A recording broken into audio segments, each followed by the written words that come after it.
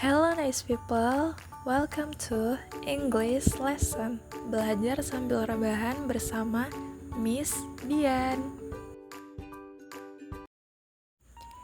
Nah, teman-teman, tahukah kamu termasuk ke dalam teks apakah potongan paragraf di atas?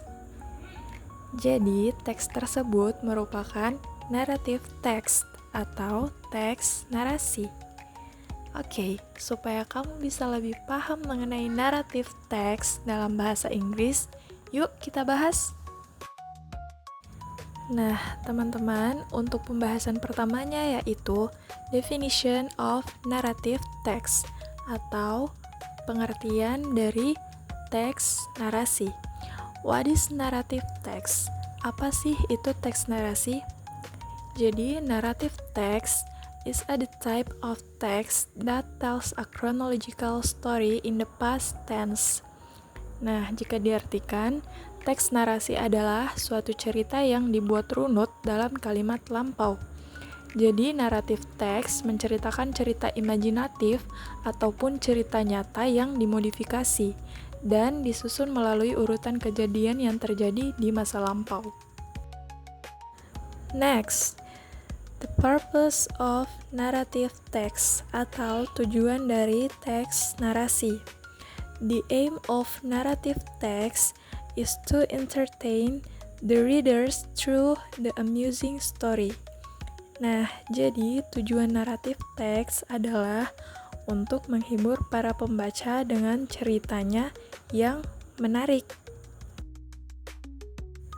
Nah, untuk pembahasan selanjutnya yaitu types of narrative text atau jenis-jenis teks narasi. Nah, naratif teks ini terdiri dari beberapa macam.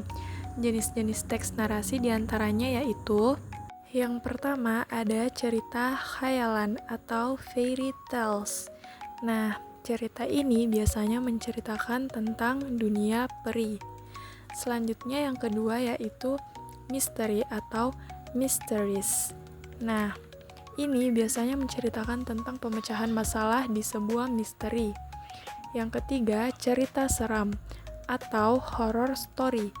Biasanya menceritakan tentang hantu atau hal-hal yang menakutkan. Selanjutnya yang keempat, ada cerita hewan atau fables. Nah, cerita ini yang tokohnya itu hewan-hewan. Selanjutnya yang kelima, romansa atau romance. Nah, cerita ini biasanya menceritakan tentang hal-hal yang romantis antara sepasang insan manusia. Dan yang terakhir yaitu folklore atau cerita rakyat yang berupa mitos, legenda, atau dongeng yang biasa juga disebut dengan folk tale. Nah, untuk pembahasan selanjutnya ada generic structure of narrative text atau struktur teks narasi. Yang pertama ada orientation, introduction to the characters, place and time of the story. Nah, orientation ini pengenalan tokoh, tempat, dan waktu kejadian sebuah cerita. Yang kedua ada complication. Problems start to emerge and get to the heart of the matter. Jadi, permasalahan mulai muncul dan masuk ke inti permasalahan atau klimaks. Yang ketiga ada resolution. The problem starts to find a way out until it is completely resolved. Nah, jadi resolution ini di mana masalah mulai menemukan jalan keluar sampai benar-benar terselesaikan.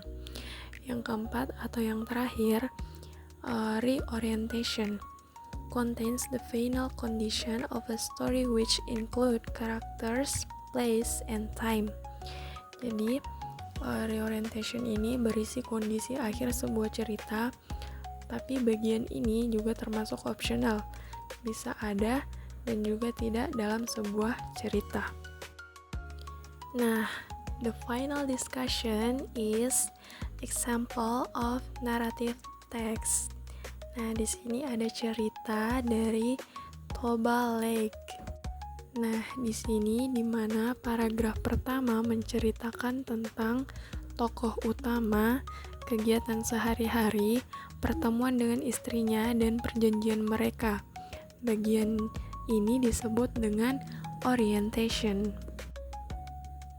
Dan pada paragraf kedua, membahas tentang kehidupan tokoh utama dan keluarganya.